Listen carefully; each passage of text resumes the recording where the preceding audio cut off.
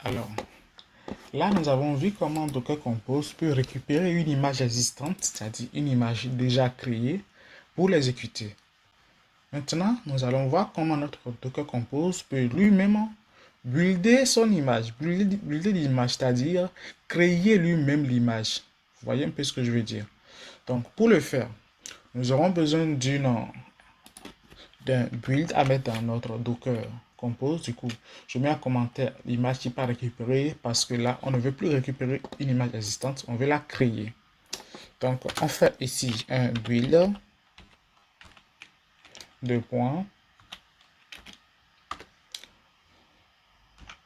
On fait un contest. Qu'est-ce qu'on met dans le contest? On met le chemin où se situe, le Dockerfile qu'on va utiliser pour builder l'image.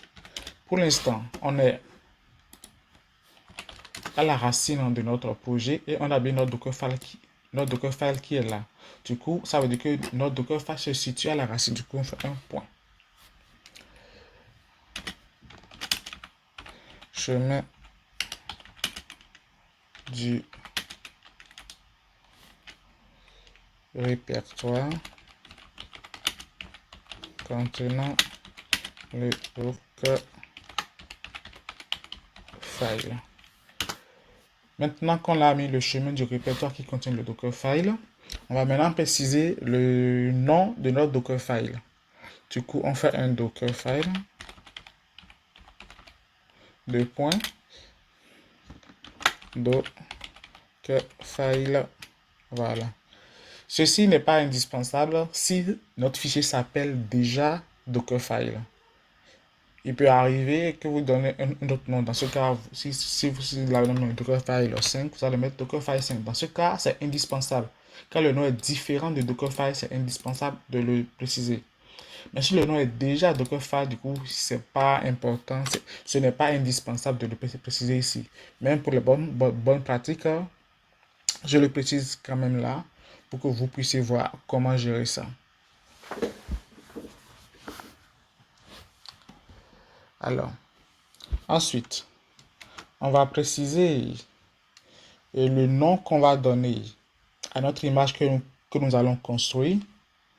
Du coup, je reçois du bullet, je fais un image. Deux points. On va le nommer, on prend le même nom que ceci. Voilà. Et on va le taguer V3. Du coup, notre image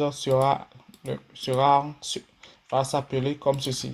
L'image, voilà, et le tag V3.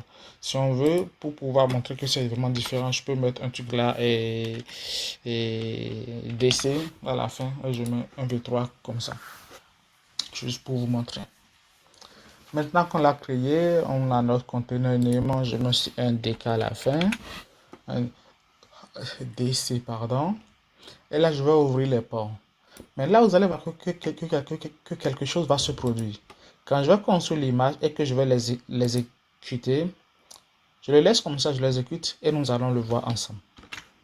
Du coup, je sauvegarde ceci. Je viens là.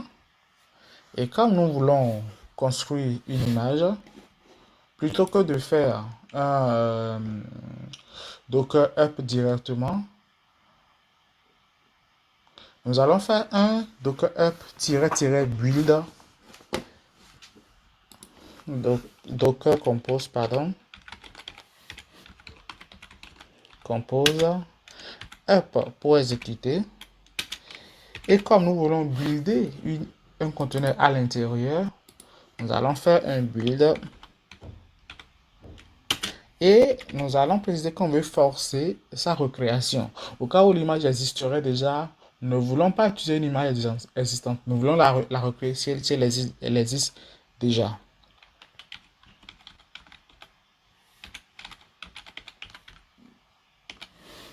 Voilà, et on exécute. Ah oui, j'ai mal écrit ce force. J'ai mis forest. C'est pas ça, c'est force comme ça. Il a commencé. On patiente. Bon, ça peut prendre un peu de temps. Je mets la vidéo en pause et on se retrouve à la fin de la création.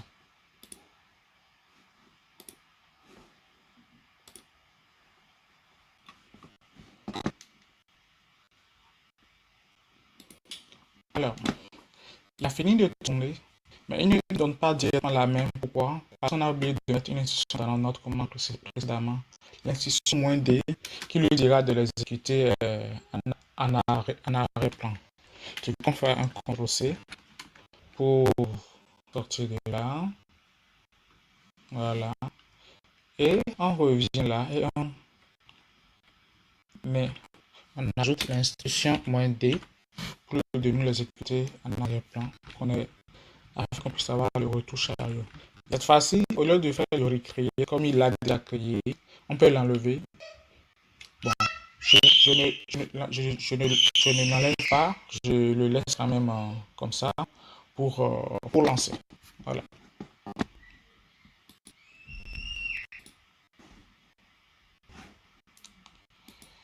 Alors, je fais ça.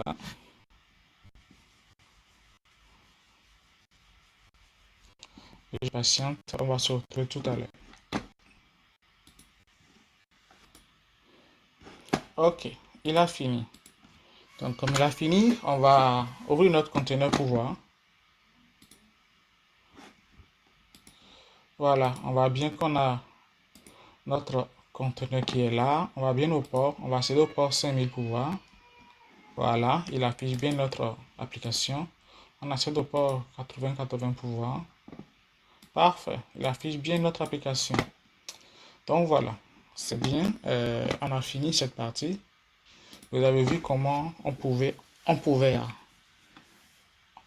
lancer un Dockerfile, créer le fichier Dockerfile, le lancer, et comment récupérer une image existante dans un Docker Compose pour le lancer, et aussi comment récupérer une image directement depuis GitHub, comment construire nous-mêmes notre propre image, directement à l'intérieur d'un Docker Compose, et comment le nommer. Voilà, on l'a nommé ici. On pouvait aussi afficher voir en faisant un Docker Images pour voir est-ce que on a bien le nom de notre image qui apparaît ou pas.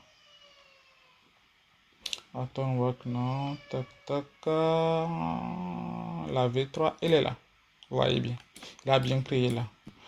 Du coup, c'est tout pour cette formation. On a fini cette étape. On a réussi à containeriser notre application.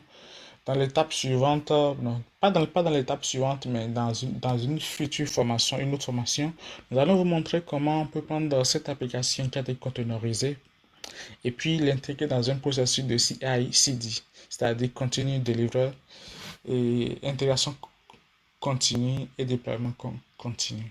Du coup, c'est tout pour cette formation. Merci et amusez-vous bien.